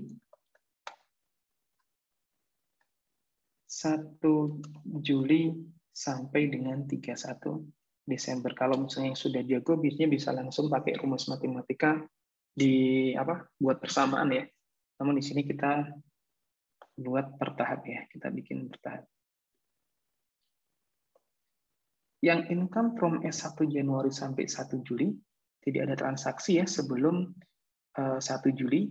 Berarti di sini sama 75% dikalikan dengan net income S. Jangan lupa net income S-nya juga dari Januari sampai dengan Juli, ya, dikurangkan dengan amortisasi paten. Sedangkan yang kalau income from S, ini amortisasi patennya jangan sampai lupa, ini juga paten dari Januari ke Juli, ke 1 Juli ya. Ke 1 Juli atau sampai Juni ya. Ini sampai Juni. Kemudian di sini akan berubah menjadi 60 dalam kurung ya, 60% dikalikan dengan net income dari Juli ke Desember dikurangkan dengan amortisasi paten. Kemudian kita cek yang upstream, dikurangi dengan gain equipment, ditambah dengan ismil recognition-nya, depreciation expense-nya. Kurung tutup, baru dikurangkan dengan unrealized gain. Jadi kalau di sini kita kerjakan, kita net income Januari sampai Juni, ya, itu kan berarti 6/12 dikalikan dengan net income-nya sebesar 170.000. Berarti juga sama ya, net income Juli ke Desember juga sama ya, 85.000. Artinya yang bagian pertama itu berarti yang Januari sampai Juli 0,75 dikalikan dengan 85.000 dikurangkan dengan patennya 4.000 dibagi 2 ya. Ketemu 62.250 dan di bagian 2 atau di sini ATM setengah tahun. Saya singkat di sini biar gampang. 4.000 dibagi dengan 2. Berarti pas pakai rumus ini, saya langsung kurangkan dengan 2.000. Oke, pertanyaan. Pak izin bertanya, itu net income-nya bukannya 170 dikurangi 90 gain equipment untuk Januari sampai dengan 1 Juli. Oh iya, benar. Karena dia, oke, sekarang gini. kita mau pakai asumsinya rata-rata tidak. Kalau kita tidak mau pakai yang rata-rata, ini saya hapus. Ya. Ini saya hapus, berarti saya akan pakai untuk menghitung net income Januari sampai dengan Juni, kita akan memisahkan efek dari, saya hapus dulu ya. Terima kasih Mas AA di sini, Mas atau Mbak di sini. Net income untuk Januari sampai dengan Juli, berarti kita harus menghapus gain dulu yang ada di S. Berarti kan net income S-nya dikurangkan dengan yang downstream. Yang downstream ya, gain-nya kan yang di downstream. Kalau yang upstream, yang upstream ya, yang downstream kan net income-nya di gain-nya di P. Berarti yang upstream berarti gain dari equipment.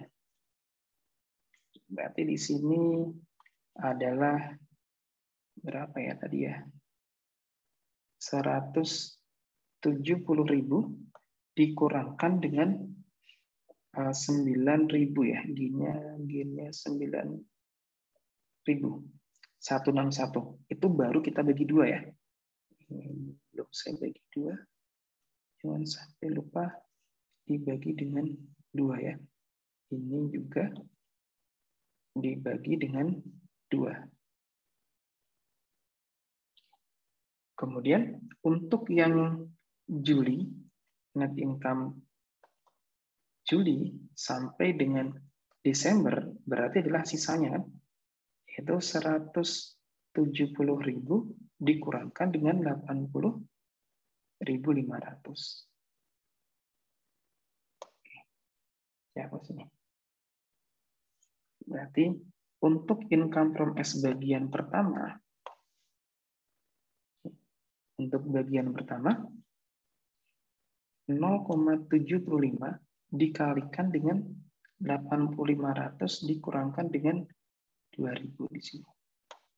Dan yang di sini bagian 2 ini 0,6 dikalikan dengan net income-nya 89 dikurangkan dengan 2.000, mana 2.000? Dikurangkan dengan gain-nya 9.000 ditambah dengan 750 kurung tutup baru dikurangkan dengan unrealized gain untuk land. Oke, ketemu 42.250. Jadi kalau di total pendapatan investasi yang ini sama dengan ini ditambah dengan ini. Ya, ini adalah income from S 2020. Nanti dicek lagi hitungannya. Oke, kemudian apa lagi pertanyaannya di sini?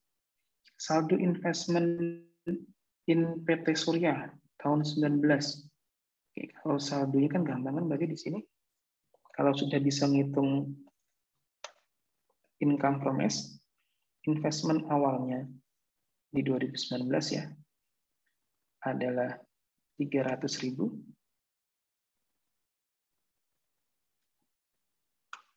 ditambah income from S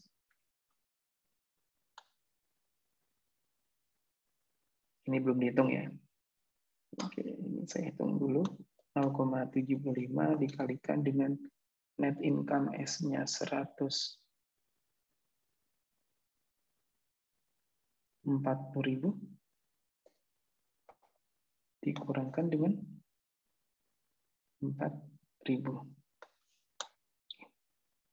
Ini kemudian dikurangi dengan dividen S. Dividen S-nya 0,75 dikalikan dengan 60.000.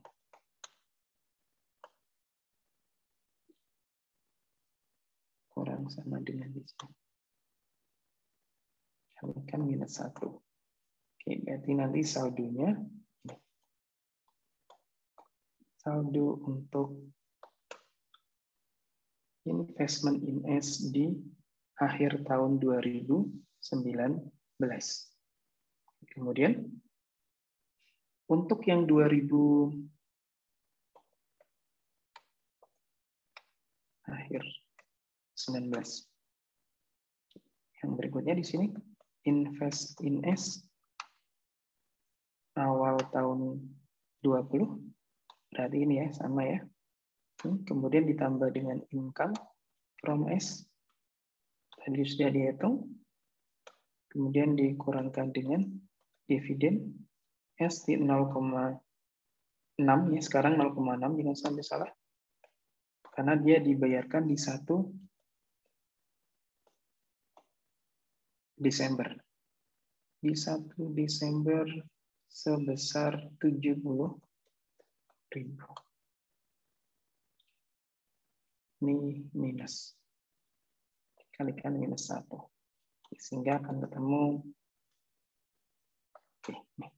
416.425. Investment in S 2020 belum dikurangi dengan penjualan.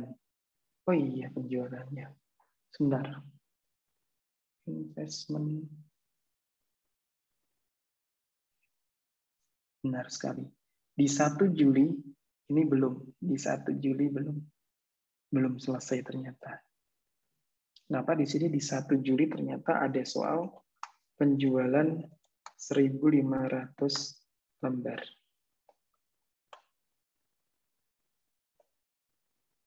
Saya pindahkan ya. Di sini saya pindahkan di sebelah sini biar bacanya lebih enak. Oke, di sini 1.500 lembar PT Surya. Jadi kalau kita lihat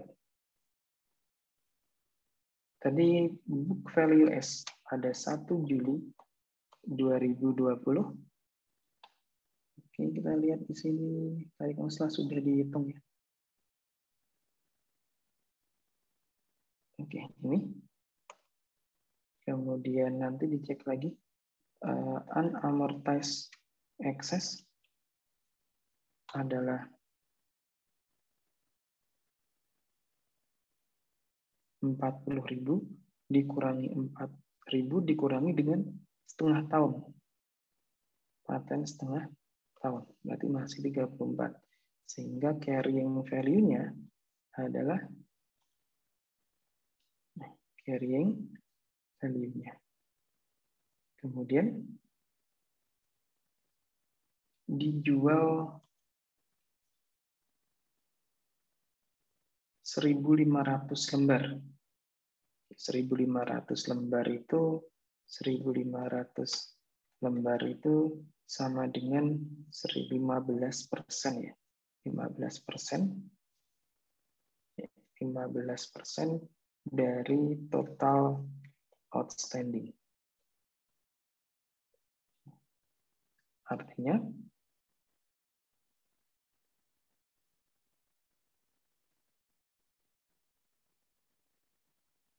sebentar.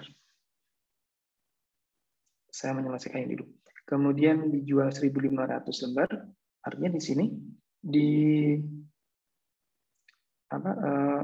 sebentar. Yang ini belum saya net income yang S di sini ya, net income mana nih? Ini saya pakai yang ini dulu. Tadi kan sudah dihitung ya net income-nya. Net income 80.500. Oke, kemudian saya cek pada saat dia menjual, ini agak benar ya. Oke, sip.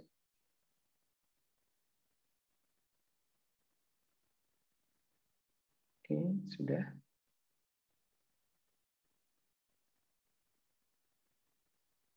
Oke, kemudian sudah ya ini. Terima kasih nih Mas atau Mbak AA di sini.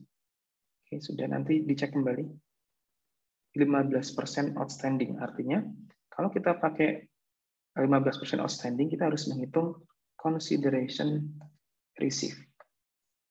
Consideration receive-nya tadi 95.000 ya soalnya. Ya, 95.000. Ya, kemudian yang dijual, nilai investasi yang dijual, berarti 15% dikalikan dengan carrying value-nya.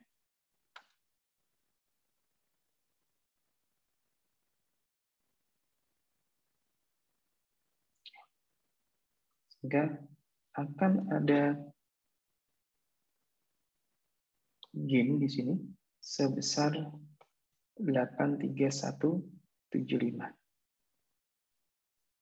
Sehingga nanti kita akan mencatat jurnalnya cash, kemudian di sini ada investment in S, cash-nya adalah 95, investment in S-nya 83, dan di sini kita akan mencatat adanya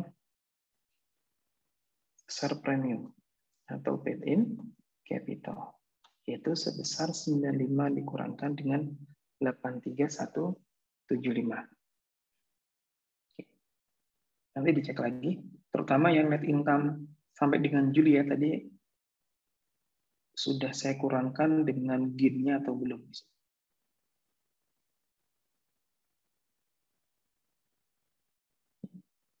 Sudah ya. Ini sudah di gain ya. Oke. Kemudian tadi melanjutkan berapa saldo investment in S-nya. Saldo investment in S-nya di sini. Saldo invest awal 2020 adalah 357. Kemudian dikurangi dengan penjualan, berarti yang dijual 83.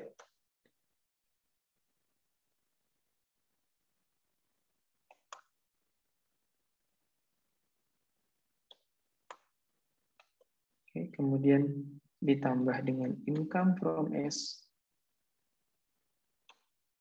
Income from S-nya totalnya ini. Kemudian dikurangi dengan dividen S. Bagiannya dividen S 0,6 ya, dikalikan 70.000 dikalikan minus 1. Sehingga saldo akhirnya sama dengan 333.250. Nanti silakan dicek kembali. Oke, ada yang lain? Ini udah jam sekarang, silakan. Karena saya yakin ada yang sudah maghrib ya, yang di bagian tengah mungkin sudah maghrib, bahkan yang sudah di bagian timur mungkin juga sudah maghrib. Oke, ada yang lain lagi? Kalau misalnya ada pertanyaan, nanti bisa disampaikan di kelas saya, di kelas 16, 17, 18, nanti akan bisa saya jawab di sana. Kalau misalnya minggu depan masih dengan saya, berarti nanti silakan bisa kita lanjutkan untuk pembahasan soal yang lain. Oke, monggo silakan kalau ada pertanyaan. 4 menit lagi. Karena saya sudah ditinggal sama Pak Taufik ini.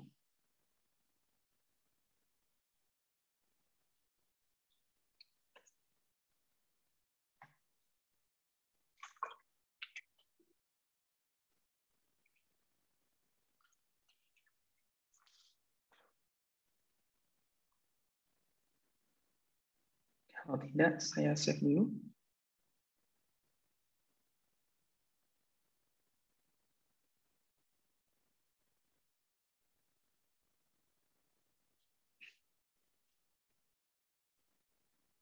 Oke, sudah saya kirim. Sekarang nanti bisa diselesaikan yang lainnya. Ini masih ada 2 soal lagi. Kemudian ini soal yang sebelumnya. Ini soal nomor 2-nya. Ini ya. Oke. Kemudian soal nomor Satunya ini. Jadi ada kertas kerja, ada diminta untuk mengerjakan di bukunya P. Ini di bukunya P berarti nanti entah menggunakan cost atau menggunakan equity method terkait dengan transaksi fixed asset dan bond, apakah yang juga termasuk inventory juga dipersiapkan.